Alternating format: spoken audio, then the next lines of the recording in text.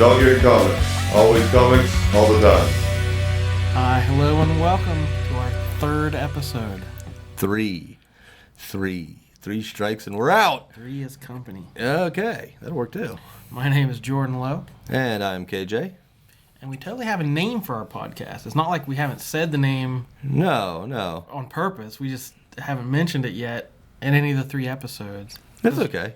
We're recording the 3 episodes in one night. A little behind-the-scenes information. Yeah. So we're experimenting as we go. We're learning what we're doing, and we're setting things up as we go. So by the time this airs, we will have all the kinks worked out. We will know everything what we're doing. We'll be pros. Lies. That's okay. We'll get it. So this episode is our very first debate episode. Yeah, because I wanted to do something different. So we are going to, it's not really debate, but we're calling it a debate. Yeah. It began, this might be why I wanted to do this podcast. These discussions I had with KJ about what's wrong with comics. Yeah, we're not going to be bad-mouthing or anything like that. We're just going to say what we think should be done to fix some of the errors that have been thrown upon us over the past 10 to 15 years in comic books. Yeah, the last time Marvel rebooted, we got into this long discussion of what are they doing? Why do they have so many books? Why are there so many redundant titles? They're stretching too thin. Here's what I would do if I was in charge. Yeah. And then DC, just some rumors came out. DC might be doing a reboot. And we had another long discussion about, you know what DC really should do? This, and this. Yeah. And I thought, we got to share these conversations with the world. The world needs to know our opinions. Exactly, because our opinions don't mean crap. But regardless, they should know them. So yes, tonight's episode, we're going to say, hey, if we were CEOs of these companies, how would we fix Marvel and DC? And we're not saying, oh, fire Dan Didio or, I string Joe Quesada out of a window. We're not. No, we're saying no. We picked a lineup of titles. Here are the titles, the core titles each company needs to publish. And there can only be 25 for each side.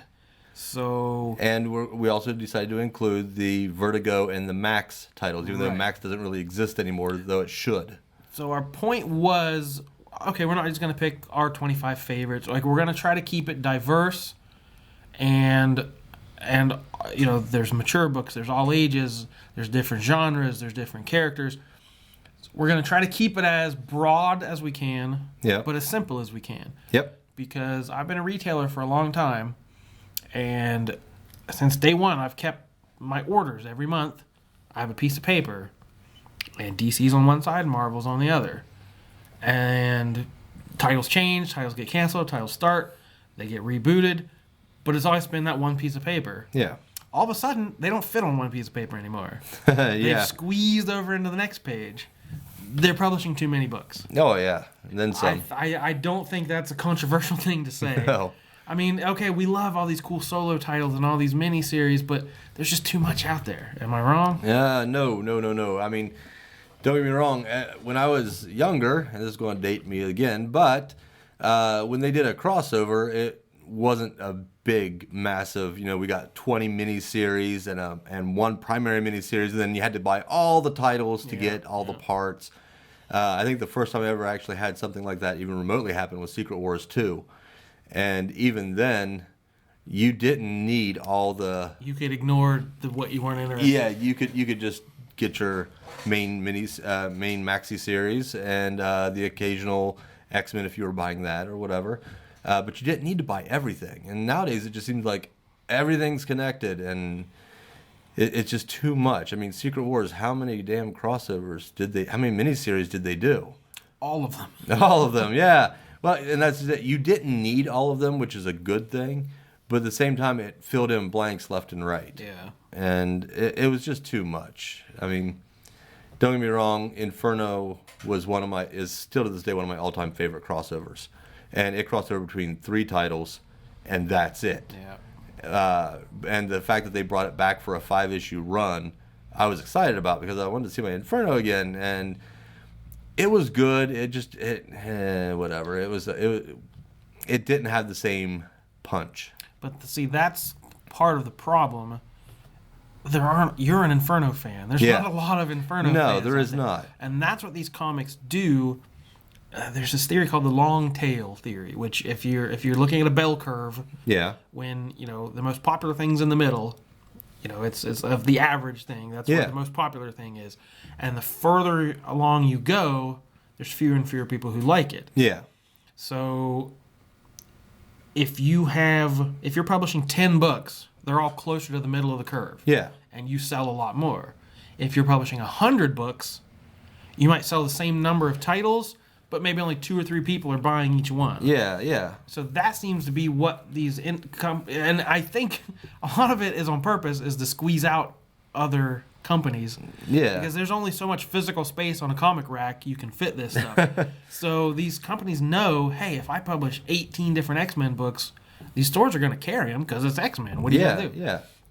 So instead of having one solid X-Men book that sells 100 copies a month, you put out 50 X-Men titles that sell 2 copies a month. You're on the long tail. You might be enticing some people who, I really loved Inferno. You've really hooked me. Yeah. But you're not getting a wide audience. You're not creating buzz. And those books are always on the bubble of cancellation. Yeah. So you don't have those core flagship titles. Agreed.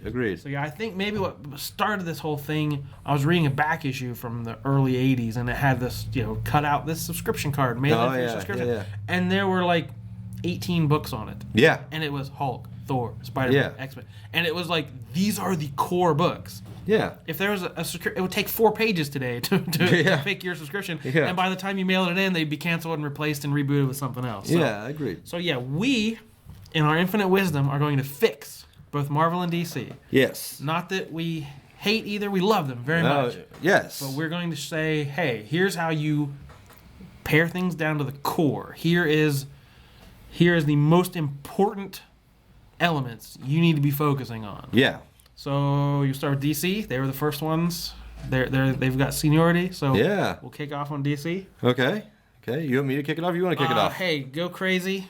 Give us your lineup of DC titles on the KJ shelf. There you go. Of your local store. All right. Well, I'm going to do these in alphabetical order. Oh, okay. Yeah, I'm going to be really special here. You've already got me beat. All right. The first one, you got to keep Action Comics in there. The big change that I would do to that would be each issue would be a standalone Superman story. Each one focusing on a different, villain of the week, if you will, or whatever. But they would be standalone stories about Superman. The next one would be Adventure Comics. And the big difference to that would be, it would be the Superman family. Each month would be Supergirl, Superboy, Lois Lane, Crypto, etc. Just tons of different of those characters. They could have story arcs and standalone stories, but this way you could focus on all those characters and not have to do a Superboy regular series, a Supergirl series, all the things. You could just collect them together. And you don't read part 1 of the story in action and part 2 Exactly. in And Adventure Comics, I think, should be in all ages. Action Comics could be your PG-13. Animal Man. Animal Man should be brought back in. I mean, nice. I concur. Jeff Lemire's run on Animal Man was just awesome. And the fact that it was canceled just boggles my mind for some reason. But that being said, Animal Man would be the darker, almost R-rated stories that it was when it was out just recently. Aquaman would just be Aquaman, following in continuity, and it would be the PG-13 series. Arkham Asylum is one that I just came up with because they would be individual villains standalone stories, like the Batman villains or whatever. You used to get some of those. Yeah. There was like a Joker series back in the 70s. Oh, and that was fun. I don't know if anybody's read that. You get anti-heroes, but you rarely get a villain. Yeah, and just show the depravity and the insanity, or even the heartbreak of the villains. I mean, yeah. But that would be one of the darker R-rated-esque titles. Then you'd have Batman. Just Batman. It would be involved in the regular continuity of Justice League. Anything like if they wanted to do a massive crossover, which please God don't. But it would connect into that. Brave and the Bold. Just because I used to love Brave and the Bold as a kid. This is like a team-up book. It'd be a team-up book, only instead of like the original, it was Batman. Just because everybody does Batman. I think we should focus more on like Green Arrow, and then he teams up with a variety of characters throughout the DC universe, and that would be a PG-13-esque book. Dark Universe was something that's been hinted at forever.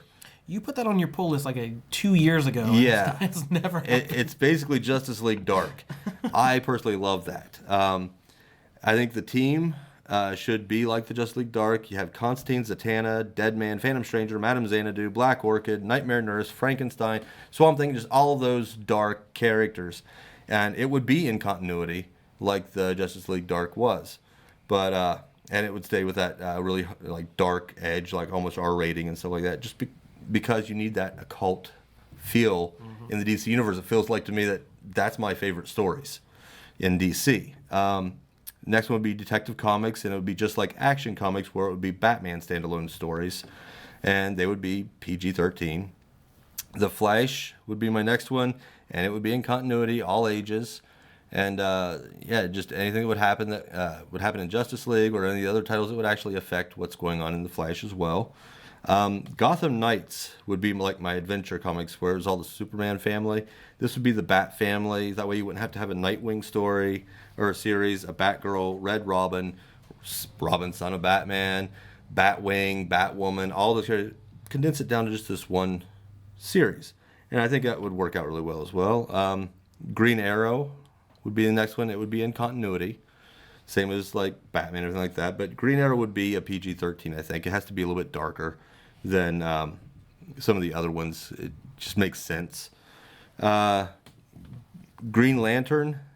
I would love to see Green Lantern be focused around Kyle Rayner again. I love Kyle Rayner. That was my Green Lantern. I had read Green Lantern before, and I was always like, it's okay. And then when Kyle came into the picture, loved it. And I would that could be controversial. They might start a petition against you to bring Hal back or something. They can go to hell. I mean, this is my world. But then I'd have the Green Lantern Corps, though, and that would be Hal Jordan, John Stewart, Guy Gardner, and it'd be like these standalone Guardian stories, kind of like what they did with the Green Lantern Quarterly back in the late 70s, 80s, with all the standalone Lantern stories. That's what I would do with that, though. Harley Quinn would be close to R-rated, and it's Harley Quinn. I mean, the reason I'm putting her on here is because Harley is the new Deadpool. She's this is more of the Suicide Squad style, like more violent. Yes. More, okay. Yes. I love what they're doing with her right now. I think they need to just push it just that little bit over the edge now. Just go and push it. Next one would be House of Secrets, and I think it should be The Question. Would be going around trying to solve big mysteries within the DC universe. Excellent. Just because I don't think they use The Question enough. I love The Question. I'm talking the original. The original, where he's everything's a conspiracy. Everything's linked to one big Illuminati, if you will. That's the world we're in now. You know, the internet and all that stuff. That could be a very topical character. Exactly. And Justice League would be in all ages or whatever, and it would consist of the core team. With Superman, Batman, Wonder Woman, all those characters, but I would throw Martian Manhunter back on the team because I miss Martian Manhunter. I liked him with the Justice League. Next would be a Justice League Spotlight, which would focus on different heroes throughout the DC universe, like the Atom, and they'd all be standalone stories. That way you could get to meet all the characters without having to throw a brand new Blue Beetle series out that would go 6 issues and be canceled. I would bring back the real Lobo. Screw this little emo punk, okay? So you're talking. I'm talking leather jacket, biker, big, muscle bound. Pardon the French. He's a badass. He'll just tear through everybody. I want my Lobo back, where he's making fun of everybody, making fun of the violence in comics. That's what he was brought in to do to begin with. Well, not to begin with, but that's what they end up using him for, was to mock all these things. And Lobo's just Lobo. He's amazing. And then they replaced him with a little emo. Okay, we're going to skip that part because we're not going to be mean. Anyway, okay, moving on. Suicide Squad. Pretty much keep the team as it is. I do like the idea of maybe throwing like Killer Frost and Solomon Grundy into the team. That would be kind of fun to see, the completely loose moral killing. Don't play well with others. Yeah, exactly. I think that'd be fun. Then you do a Superman title, which would just be called Superman, and it's just Superman, and it features in with the continuity of Batman and Justice League and everything. Do a Teen Titans. Yeah, I can say that right. You got Red Robin, Superboy, and Impulse. Bring back the good Impulse. Come on. Peter David's Impulse was amazing. You're the CEO. You can make it happen. Yeah, but create a Teen Titans. Make it like just between the Teen Titans of Marv Wolfman and the Young Justice of Peter David. That would be great, where it has the comedy, but it's action-packed too, and it would be in continuity as well. I would do the Demon. Etrigan the Demon. Bring him back and make him a little bit, part of the DC universe, but they would be standalone stories of the occult. Wonder Woman is a no-brainer. You got to have Wonder Woman in the team because Wonder Woman's Wonder Woman. Oh, yeah. And my last one for the regular DCU, Zatanna. Your favorite. I love Zatanna. I mean, just the idea of the character in general, she's awesome.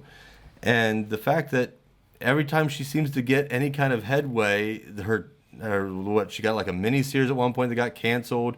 They've done one-shots. I just think that with the right push, she could be amazing. Have her own series and everything like that. So that would be my top 25. That's your DC universe. That's my DC universe. Nice. Now, we're only doing 5 of Vertigo. Okay, so you've got a couple more mature books to play with. This is R/NC-17, and I thought about it really long and hard, and I think that they should keep it all in the same genre in Vertigo. So it would be. That's how it used to be. There was a kind of a through line, a similar feel to all the Vertigo books. Exactly. And nowadays it's more like Image, where there's just different creator-owned titles. So you think it should go back to being like a house style of Yes, Vertigo. yes. It should be their horror line. Okay? I mean, I would say a Books of Magic, which would be a team book, collecting the best of what DC Vertigo has had to offer.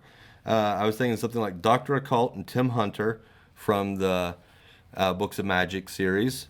And then you'd have Jack Horner and Frau Tutenkinder from the Fables storyline. Corinthian from Sandman, since he's a nightmare. That would be kind of messed up to have him on their little team or whatever. Rachel and I think his name's Gaudim or something like that. From Lucifer. Just because that would be nice to bring those two back into these it. are like your Vertigo Avengers. Yes. Like you bring them all together. Yes, and they would basically be going around trying to fix magical problems. So they're like the Scooby Gang on steroids. Then bring back Hellblazer. Come on. Put Constantine back where he belongs in Vertigo.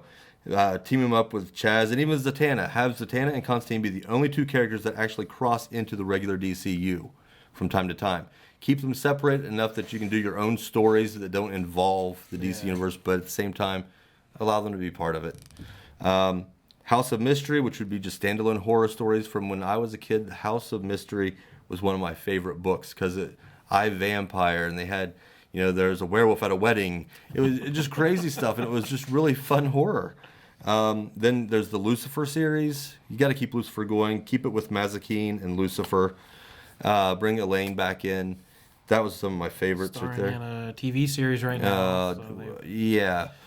We're not mentioning TV because... But the character is in the public knowledge right now. Yeah, he is. That is. And then, of course, Swamp Thing. And bring back Abby with him because some of the Abby and Alec storylines were some of my favorites.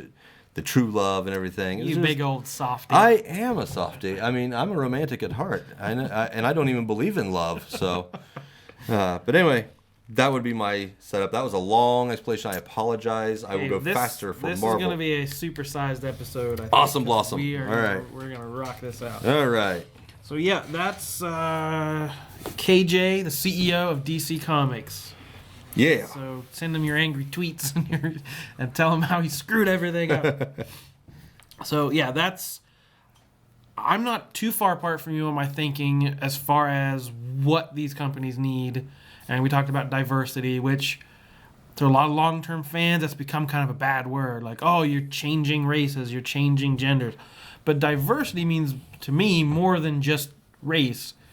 It's you need some all ages books. Yeah. You need horror Yep. books. You need sci-fi books. You need a literal diversity of what's out there. Yeah. So that's my thinking when I approach this. I said I think we kind of are very similar along our lines of thinking. So, all right, CEO Jordan of DC Comics. Dun dun dun. I didn't do it alphabetically. I did it in no particular order. My number one book, Justice League. I rate it all ages. Yeah. I model it on the Justice League Unlimited cartoon because those were perfect for kids, perfect for adults. Lots of action. This is my flagship title of DC. I throw all my main characters in there, all the A-list superstars. But you don't bog down in, oh, Batman's sad about something right now. Like, you deal with that in his own book. This is where... Batman's sad. Yeah, but if something happens, Alfred wrecked the car. Like, you don't deal with it in that. You deal with it in his own book. So, yeah, you bring in the A-list stars, but you also focus on the people who don't have their own book. Your Martian Manhunter, Cyborg, Aquaman, Black Canary, Vixen, the Atom. Just like Unlimited, you had hundreds of characters rotating in and out for whatever it mattered. So, yes, this is your big seven, your A-list, but you have hundreds of characters to deal with. So this is your book, your flagship book, and it should be fine for all ages because kids should love the Justice League. Of course. Then I've got Batman and Detective, and we had similar thinking. I have one very tight with continuity and one completely untethered. So Batman, that's where you do your long form storytelling, any events going on in Justice League tie into Batman. Detective, you do shorter arcs, all you're done in one tales. These are the book, if some of you have no prior knowledge of Batman, this is where you jump in, you can be a little more experimental with it. Then I had a book called Shadow of the Bat. So as a CEO, you got to sell books too. So Yeah. I got to sneak in a third monthly Bat book because he has such a big supporting cast. So in this book, I use Bruce as more of an off-screen presence. He would have cameos here and there, and he'd be important, but he is literally who is in the shadow of the Bat. So yeah, Gotham City is the star of this one. So it's like an anthology.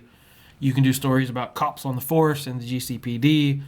Alfred, Dick Grayson, Damian, Batwoman, Red Robin, Red Hood, Batgirl, Harper Row, Catwoman. Like, I want Bullock. I want one Bullock story. Oh yes. So yeah, these are the people in and around Gotham City and the Batman world. My next one, I'm totally agreeing that Teen Titans needs fixed quickly. Yeah. There's a whole generation of kids growing up with Teen Titans Go. The new cartoon. Yeah. And they love these characters, Cyborg and Beast Boy, Raven. Yeah. But those characters are not in Teen Titans. They look at Teen Titans on the shelf, and it's a bunch of oddball characters they've never heard of. Yeah. So I bring back, like you're saying, the Wolfman, the classic Teen Titans lineup, but with a twist. I call it Batgirl in the Teen Titans. Okay. So instead of Robin leading the team, it's Batgirl, the new Barbara Gordon, because that's been a big success. Love it or hate it. They've turned the word Batgirl into a verb, and they can now Batgirl people and make them younger and hipper and cool. So I use that and whatever hipness Batgirl has accrued, and I throw in with Teen Titans. It's a bunch of hip young kids, and Teen Titans are a hit once more. Can we at least get rid of some of the texting, CEO Jordan? Nope. Kids, every character will text all their word balloons. We'll all be LOLs. Okay. BRB. I don't know any more text. I don't text. Okay, and then our Superman books. We got Superman in Action, same as Batman and Detective. Yeah, Superman is all the classic villains, their supporting cast, long-running arcs, crossovers, all the fun stuff. Yeah. The continuity nerds love. Action is my standalone. And my goal for it is to turn into All-Star Superman. I want non-continuity, like classic takes with big ideas. So that's where you go to experiment and throw in some new writers and artists.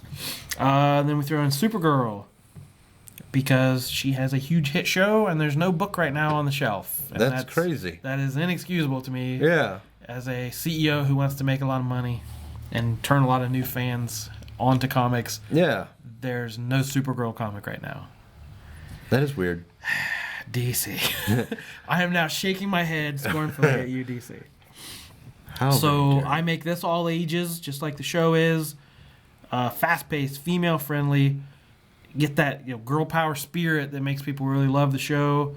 And the way she uses it, not every fight she just beats people into submission. She has empathy for her villains and her friends, and that, I think, would capture the right young audience. And you should do variant covers of every issue with her in as Power Girl. Oh, Because it's the same person, only one's a little bit more adult. okay. Okay, I apologize. Continue. You're now vice president. I'm vice president. You've been promoted into my chain of command. Awesome. All right, so the Green Lantern books, we do the same thing. Where, hey, you don't have to be creative when you're CEO. You just do what works. Green Lantern is your solo Hal Jordan book. The Rainbow Lantern Corps, people have loved it, but it's really taken away from him as a character. Yeah. He doesn't have solo adventures and personal drama, and where his supporting cast is gone. Like, every story is a huge epic space battle. So Hal needs to come back to Earth and deal with personal stuff, and that's your Green Lantern. Green Lantern Corps, that's your huge space opera, throwing in all the different rings, colors, villains. So that's where you blow things way up.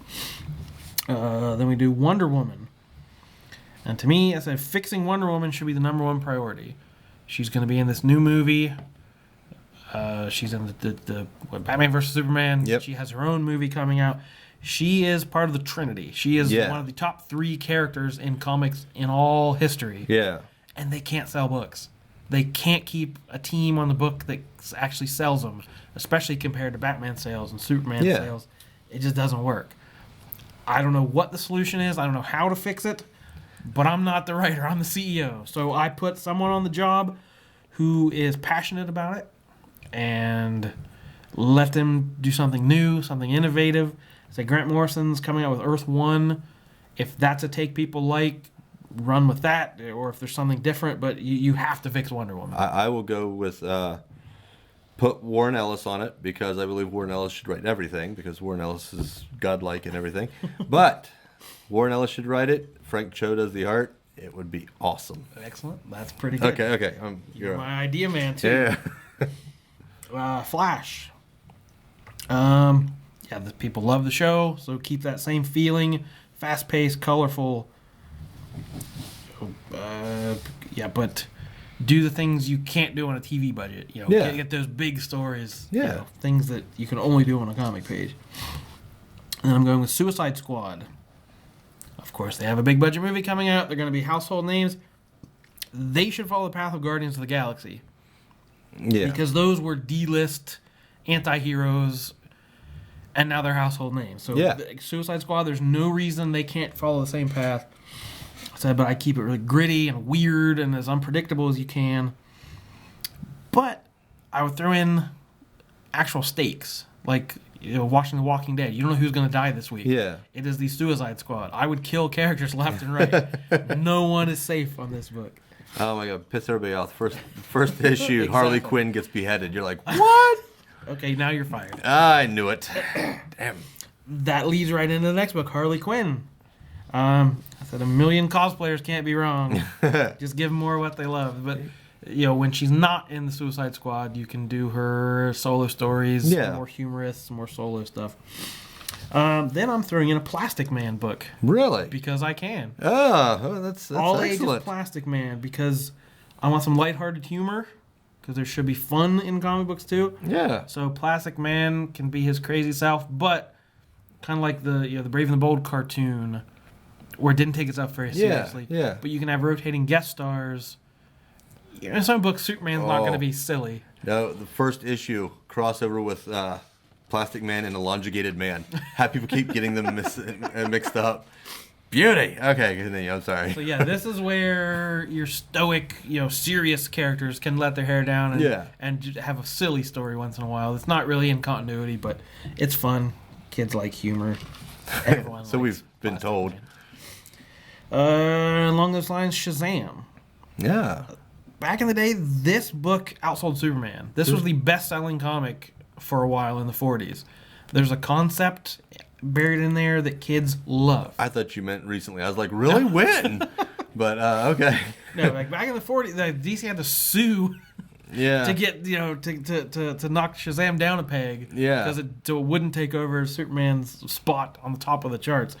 But yeah, the mightiest mortal, a kid who can turn into a superhero. Yeah. That is a perfect concept. Yeah. And they haven't really done much with it lately. So I throw in the entire Marvel family, have fun, all ages superhero stuff going on. Hell yeah. Do a Time Masters book. Ooh, Rip Hunter. Yes, so that new Legends of Tomorrow book or show. Yeah. I haven't seen ratings on it. I don't know if people are really digging it, but I jump on the train as long as I can if the show's good. So that's where you throw in Blue Beetle, Booster Gold, Hawkman, Hawkgirl, jumping timelines. Yeah. You can go to the Old West. You can have any guest stars you want. You jump time and space. This is the no rules. This is like the Exiles book. Yeah. You can go to any continuity, past, present, future. And since they just did that thing where they opened up all the worlds again. Yes. And you're Continuum in or the whatever. multiverse. Yes. And because I knew you'd be here, I gave Zatanna her own book. Woo! Yeah. My take on her, I said you may not. My thought was like Jim and the Holograms. Oh, okay. I'm going to slap you so hard. Give me a second. She's a performer. She's like a famous magician. Yeah. Like a stage magician. So I have her, what they did with Black Canary. They made her like a rock star. So I throw her out. So she's trying to juggle being a superstar performer and an ordinary civilian life, but it's a cover for her other deeds. The fact that you compared her to Jim. You're giving me a look. I think I blew that. But so I say she solves the problems that JLA doesn't even want to know exist. So she's on the front lines of the mystical world. But there's that fun thing, young teen girls might dig, that she's a celebrity and why did I say Jim and the Holograms? Yeah. I tell you what, we'll let it slide if you allow Warren Ellis or Paul Denny to write it. Sure. All right. So yeah, you can co-star Constantine, Dr. Fate, whoever magicians are out there, but I think Zatanna's been pretty criminally underused. Oh yeah. And I give her a solo book. My next book, say Justice Society. I give that in all ages. I say it's a retro Darwin Cook style superheroes. That'd be fun. It's like a 1940s style. It's wholesome. It's fun. It's just punching bad guys in the jaw. Oh, it's Spectre and his little green tights. Yes. So I give all you right. and that appeals. I said all ages means kids could read it, or the old timers who love those classic stories. That's what I give them. Awesome. My last book, I almost don't want to say it because if I ever had an interview with DC, this is the book I would pitch them. This is the book I want to write. Okay. I'm calling it Animal Girl. Oh, that's right. His daughter became, Yes. So Maxine, who's Buddy Baker's daughter, she became the next avatar of the Red. Yeah. And there's a long-running storyline with Swamp Thing's daughter, Teffy. Yep. Who his daughter with Abigail was the plant elemental. Yeah. So I want to team them up. Because Maxine in the original Grant Morrison stories and the more recent New 52 stories, she's kind of wise beyond her years, smart aleck little kid. Yeah. And Teffy would be like the brooding teenager who's the she's little a goth little bit chick. older. She'd be very goth. And they're Maxine would be like Molly from the Runaways. Yeah. Kind of like smart. And those would be such a perfect team of these two young girls learning their way in this weird, arcane, dark world. Yeah, and of course, you can throw in Swamp Thing, Animal Man for all the guests. Yeah. Fun. So that's the book I want to exist. I want to will it into existence. My Vertigo books, I don't go as hard R as you might. To me, Vertigo. What's wrong with going hard R? Well, Vertigo. MC-17. Nah. Triple X. These are just the more mature books as far as they're more complex. They don't have to be RR rated. Yeah. But okay. I do Weird Western Tales starring Jonah Hex. That old anthology. I give Jonah Hex a starring role every book, and then a backup feature. There's a ton of Tomahawk and Batlap, all those classic characters. Yeah. And then in 6 months, I switch it to Weird War Tales starring Sergeant Rock. So every 6 months, it would flip back and forth. Yeah. You've got Unknown Soldier, Haunted Tank, Creature Commando. I mean, you've got tons of backup stories. And I said I wouldn't want to be ultra violent because the old school fans loved the old classic genres. Yeah. That's a little more innocent back in the day. But you want it to be sophisticated enough that it has some kind of politics or edge to it that, Yeah. a good war story, a good Western says more than just, it has something to say about the world. Yeah. Excuse me. The next Vertigo book, I say Green Arrow, because my favorite Green Arrow stories of all time are the ones in the 80s from Mike Grell. Yeah. They were mature readers. He was, I don't need young, hip Ollie Queen. I want old, angry, liberal Ollie Queen.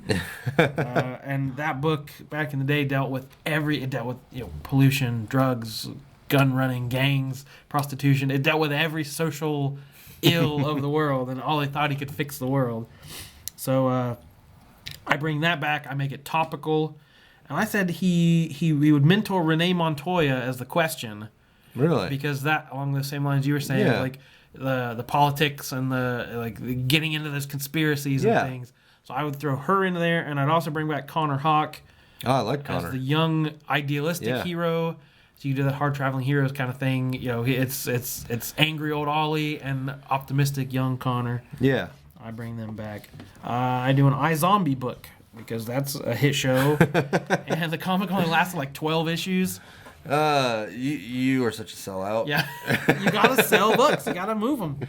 So the book didn't. The show does a different case every week. It's very has a nice formula to it. Yeah. Like the comic didn't last long enough to do that. So I do short story arcs like that. New case. Moving on. I do a Black Lightning comic book. See, I like Black Lightning, and anytime that he appears in anything, he's a background character, and it annoys me. So that is the point of the book. I'm going to take a cue.